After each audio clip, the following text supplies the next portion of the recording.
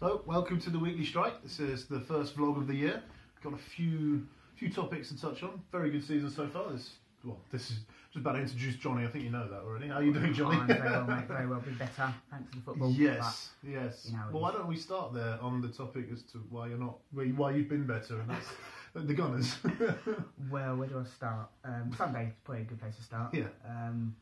Woeful performance, woeful team lineup, woeful. It was all terrible, and I entirely blame the manager, Arsene Wenger. You know, when you go to a team in the Championship away from home with no real experience, no one on the bench, you can come and change a game. Nothing to lose. You know, it was a terrible performance. It was awful, and I think the reasons now we know why Theo Walcott, Mertesacker, Danny Welbeck, El Neni are not in the first team because they're not good enough.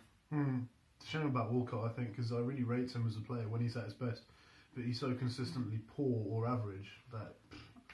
Yeah, I think it's safe to say with Theo Walcott, he's been at Arsenal for 10 years, and around about the only thing he's done is grown a beard.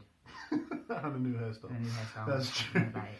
So you mentioned Wenger. It was you put it down to him. Poor selection of the team. Is it time for him to go? Are you done with? Is it thanks for the memories, but on to bigger, better things?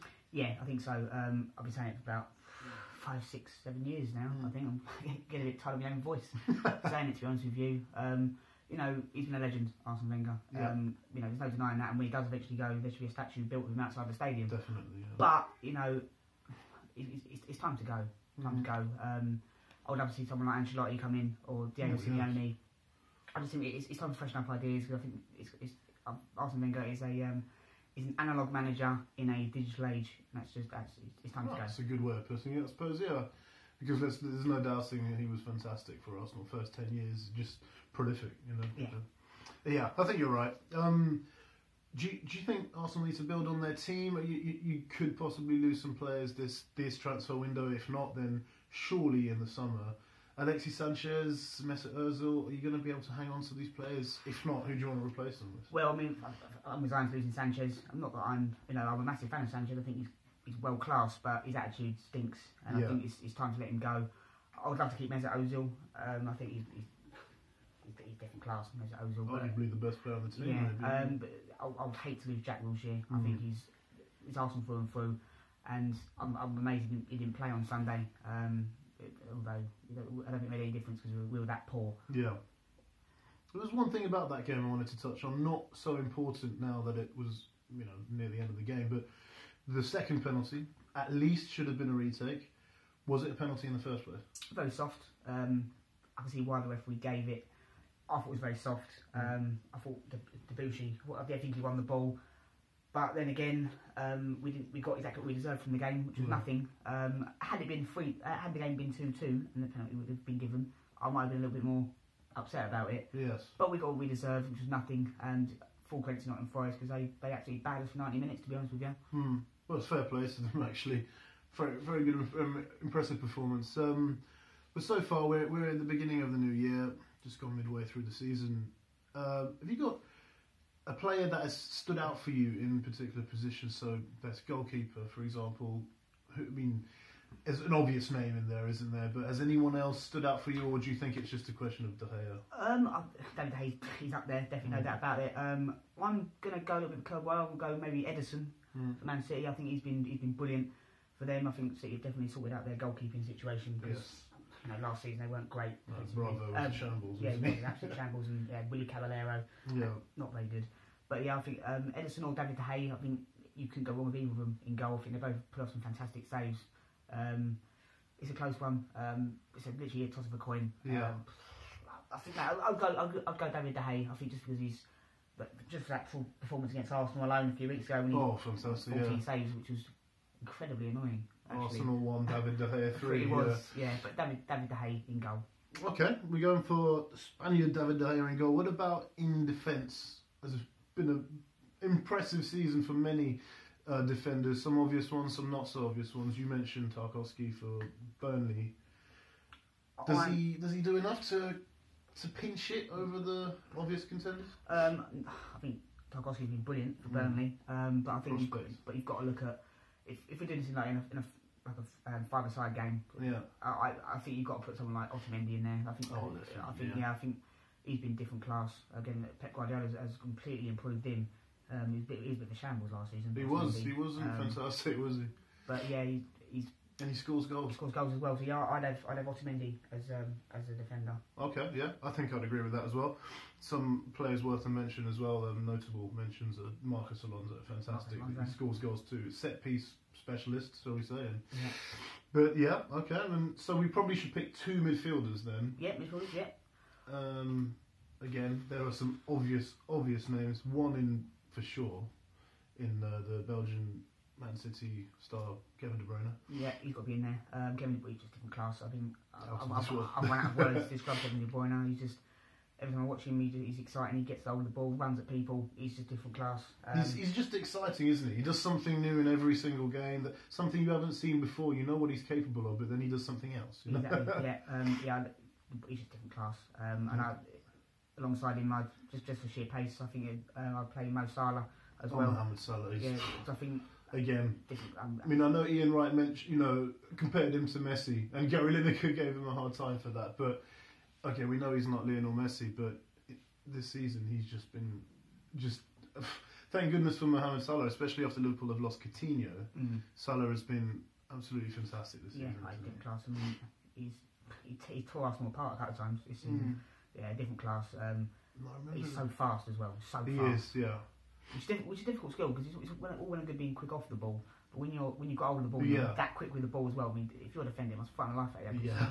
You can't catch him, and if you kick him, you get sent off. So you can't really win. Well, precisely. Imagine being a defender against these 2 midfielders we've added, then De Bruyne and Salah. Yeah. And as far as strikers go, it's just obvious, isn't it? There's not really any debate about. Well, of course there is, but is it just Harry Kane? I think there's a couple up there. You could Gabriel Jesus. Maybe or Sergio Aguero, but just for sheer goals. Morata, something on the fence with Morata sometimes. But yeah, Harry Kane, different class. He can score all different types of goals with his head. That's true. I don't actually see a weakness in Harry Kane, which is incredibly annoying as an Arsenal fan because I can't slate him for nothing. He's just an incredibly gifted footballer, and hopefully he can do it in the World Cup, which hopefully won't be on corners and free kicks and throw-ins and goal kicks and stuff like that. No. Hopefully. But again, notable mentions again in midfield, Raheem Sterling. We can't forget these kind of people. He's been fantastic. He's hugely improved since last season where he was probably just above average, but he still couldn't really finish. This season he's skillful, he's quick, he's a poacher, he's got the whole package really, isn't he? He's Sterling different class, and again hopefully he can replicate that in the World Cup. England, yep. And he's still young. He's still young. I mean, going forward in the World Cup, if England can play well, we got a very good young team going in that World Cup, and when we draw 0-0 to Tunisia and struggle against Panama and probably lose against Belgium, it's gonna be interesting. Come out with a tally of 2 points. Yeah. 2 points out of the possible 9. Yeah. One goal scored. One goal scored. An own goal. Yeah. and Harry Kane was taking corners and and goal kicks as you mentioned. You can see it all happening. Quick mention on who you think is going to win the World Cup. There's a lot of teams there: Brazil, France, Belgium, Spain, Germany, England, of course. But of course, we've got the likes of Lionel Messi up against Jesse Lingard. Yeah. Well, he's to be honest not a name to be laughed at this season. Scored more goals in the league this season more than anyone apart from Kane since December. And I say Lingard, he doesn't score tap-ins, does he? He doesn't. I don't actually think he scores a goal inside the box. He doesn't score normal goals, does he, Jesse Lingard? He bangs in the top corner every time.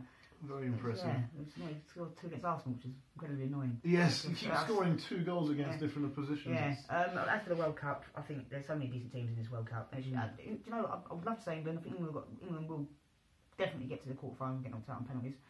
It's Portugal. Yeah, it's Portugal. Yeah. I think we've got some good teams. I still think Germany will be up there. I still think France. I mean, Germany, as you said, as we said off air, Germany have slightly ageing team, but they know how to win games. They know in tournament football. It's a shame Italy are not in the World Cup because it's a shame, because Italy and Holland, they're disarray Holland. But Italy, they always have not a very good tournament, but always manage to get through to the quarterfinals, semi-finals. They know frustrating, isn't it? Yeah, but I think Germany will. Yeah, if I was a betting man, which I am, I would say Germany. You're gonna go for Germany? Yeah. See, if I was to put money on it, I would probably go for Brazil. I mean, I want to say Belgium. I mean, not biased or anything, but I'll be supporting England. But Brazil just seem to have since you mentioned since the World Cup shambles when they were absolutely annihilated by Germany, they've not lost really. They've lost one, I think you said, and apart from that, they've just been unstoppable, and they've got so many players in all parts of the field. It's kind of scary, don't you think? I mean, they've got arguably one of the best left backs in the world. They've got a midfield of Coutinho and Firmino, who can play either up front or an attacking midfielder. Oscar, if he's going to play, and up front they've got, well, it's obvious really, they've got Jesus, and I'm missing out big names like Neymar, but they've got a phenomenal team, and I'm going to go for them. I know Belgium have got, this is their best chance, I think, ever. A chance of a lifetime for Belgium with their team, one of the best goalkeepers in the world, and one of the best players in Hazard and De Bruyne, a good striker up front, Lukaku, but I think Brazil. Long story short. Yeah, I mean, I can't argue that really. Brazil got a phenomenal team. And Brazil-Germany final. Yeah, that would be a very, very good final, wouldn't it? But a team not to be laughed at is France. When a player like Martial can't get into the starting 11 or even the squad, you know they must have a chance. Yeah. Okay, well, we've got Carabao Cup semi-final starting tonight. Bristol City, Man City. Tomorrow, Chelsea, Arsenal. What have you got for predictions on that? Bristol City, they surprised Man United last time out. Don't I know that? Yeah, I just can't see Bristol City. I mean, if it was a one-off game at Ashton Gate, remember the name. We remember it this time. Yeah. This time. If it was a one-off game at Ashton Gate, then Bristol City have a chance. Because in this competition, Wolves nearly beat Man City at the Etihad. The Etihad, yeah, I'm sure it'll be empty as well tonight as well. The empty has been, yeah. I just think Man City will just be too strong. I'm gonna go 3-0. I just can't. I can't see Bristol City. I would love it if they got a result. Don't get me wrong. I just can't see it. I think I wouldn't change anything in my predictions to that either. I think 3-0 is pretty spot on. 2 or 3-0. Yeah. And as for tomorrow night, your Arsenal team up against Chelsea at Stamford Bridge. The Chelsea that are looking now like they did when they won the league. Took them a while to get started, but what do you think for tomorrow? It's after the weekend, I'm dreading football really.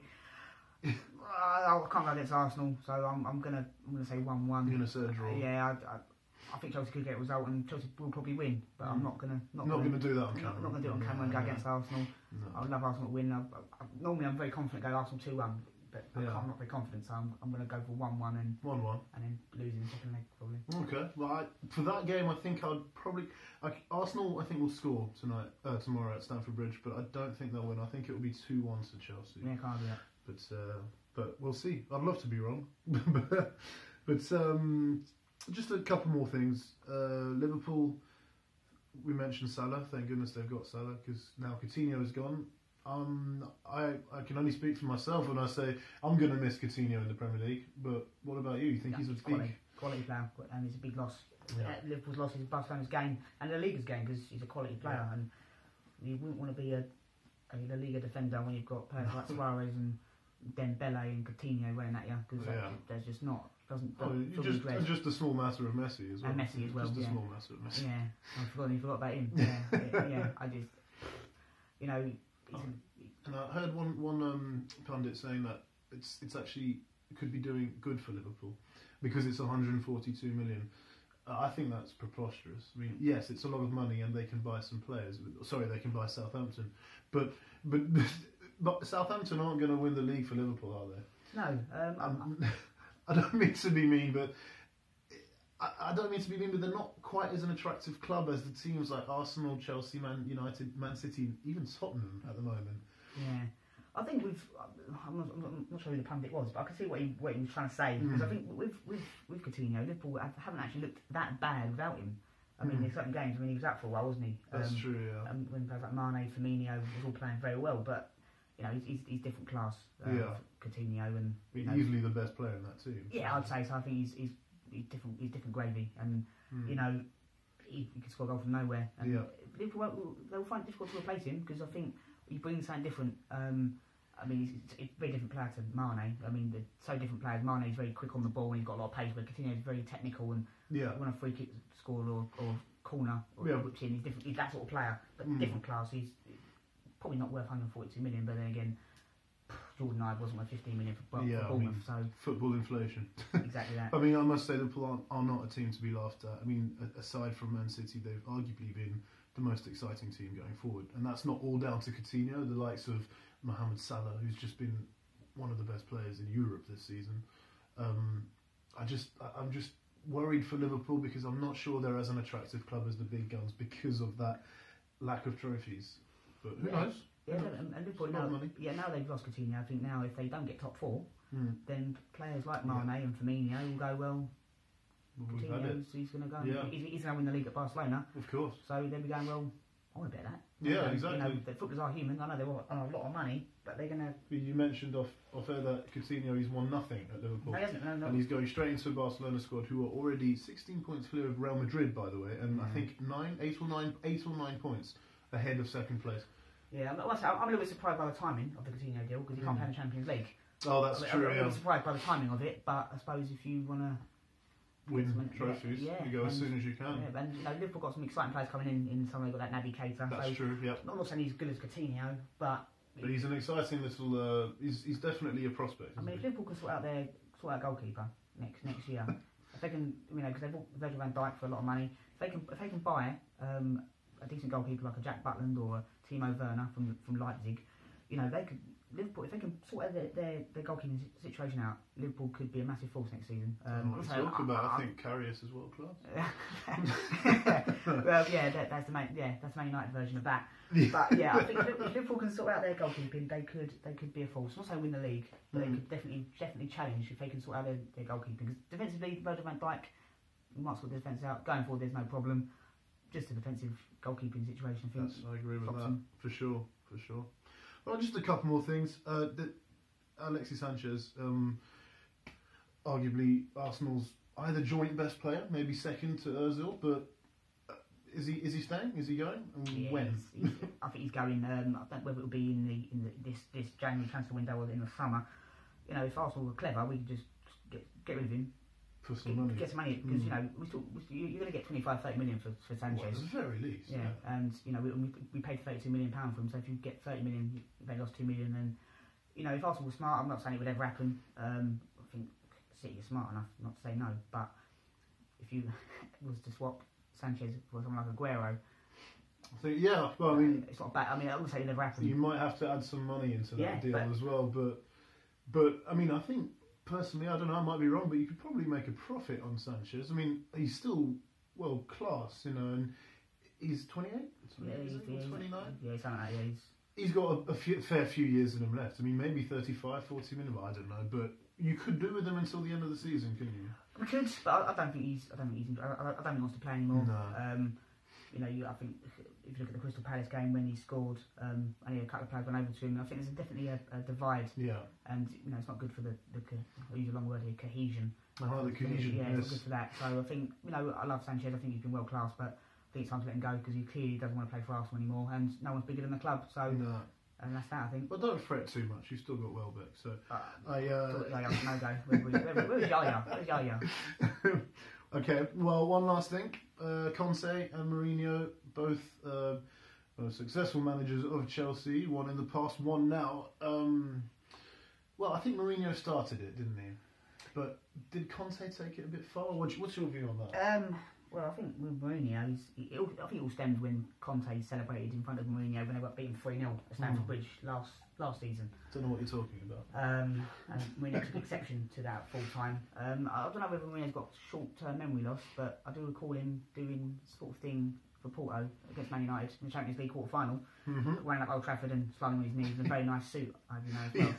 So, I don't know, I think it's got a bit too far, a little bit the insults, a little bit, bit personal. Yeah, I mean, both men, come on, you don't be insulting each other like that. It's a bit contradictory of Mourinho, I think. He says he doesn't like to celebrate like Klopp does, for example, because he thinks it's childish. But he's not exactly trying to cancel out this argument. It's a bit of a petty argument, isn't it? Yeah, football's about passion. Precisely. And as a Man United fan, I can tell you, and I would to Mourinho directly, that we want to see that passion. If you score a goal, celebrate it. Don't just sit there and nod your head, because that brings down the morale of the players, fans, and just everyone, really. Yeah, so and as an Arsenal fan, I'd much rather see Arsene Wenger stand up and go a little bit mad and Then just do up his jacket. Trying to do it on his jacket as well. I mean, it's just conversation, but I don't understand with Arsene Wenger why no one for Christmas no one just bought him a jumper, no zip in it. Yes. I don't understand it. Or a suit, just don't wear the. You know. Yeah, and that coat's horrible. No? It is horrible. It really like is. Sleeping bag. It's like a cocoon. The Michelin Man. Yeah, it's horrible. It's horrible. Not pleasant. Not pleasant. If I got that for Christmas, I'll take it back. It's horrible. Maybe you got it at London Fashion Week. I'm not sure. I don't know.